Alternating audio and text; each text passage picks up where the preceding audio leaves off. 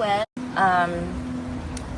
yung balita na all of my siblings are back home because of course they have to prioritize their jobs, and of course he understands because again we have to prioritize the country and the people and how they serve. So he was very understanding with it, and it went well. Ayun, madaming chikahan sa about family matters, and then to the point na sinabi niya na ang dami ng alam ng nakikinig dito. Ayun, tumawa lang ako.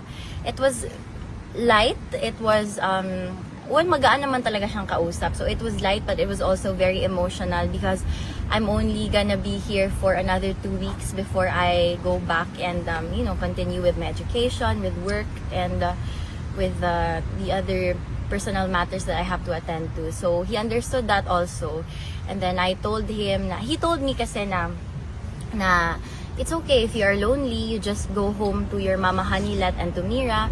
But then I told him na, don't worry about me, I'm okay, my home is wherever you are. So ayun, he smiled, he was happy to hear that.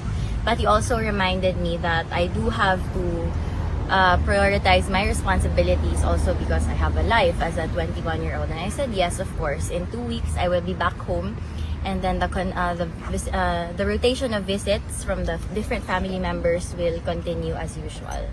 So ayun, we are just hoping for good news. So in 2 weeks time when you leave, sino pong papalit? We're not sure pa, attorney, kasi ayun nga. That's why I heard that he was, kaya medyo kanina I mentioned that it was an emotional visit because the guard told me that he was waiting all day for us yesterday.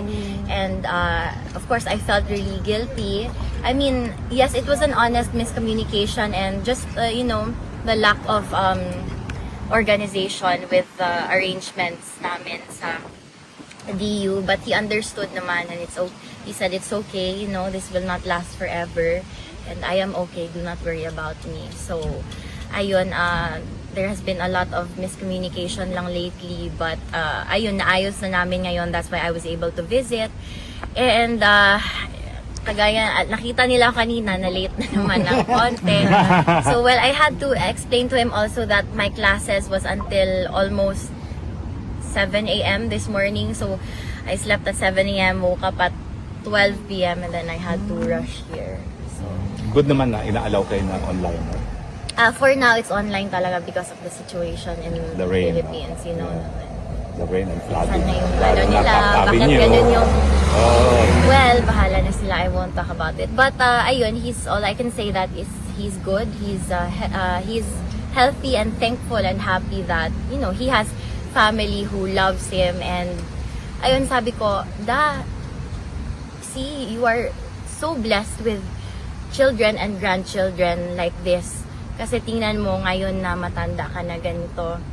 Well, kasi it really does speak on his character as a father. Kaya kahit ang tanda niya na, kaming lahat will drop anything and everything to be here with him.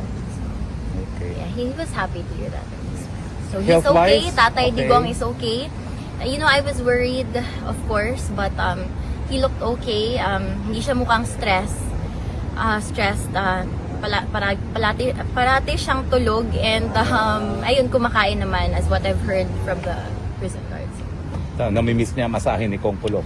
Yes, ayun nga, sabi ko, sorry ha, hindi ako naka-crash course, hindi ako ganun kagaling. Pero sige lang, maybe before I leave, magmamasahe ako sa kanya. And so to make up for it, I just sang him a song before I left. And ayun, nakasmile na. So, ayun, that's all I can share because of course we want to abide by the rules and regulations by the DU para walang unwanted consequences. Alam ba ni Tatay Digong na bawal na rin i-share yung mga... I don't think so, but he did ask if there were still people here, and I said yes, everyone's waiting for you. It's been 5 months, but everyone's just waiting for you to come home. Yes. So, and there's this never-ending love and support from the people, not just to you, but to all the members in the family. So yeah, he wants to extend his gratitude and how blessed he feels to have you all. Thank you. Thank you so much. Jose,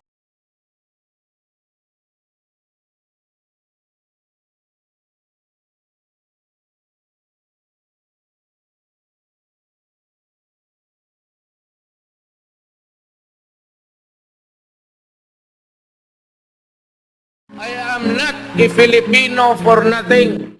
I did what I had to do.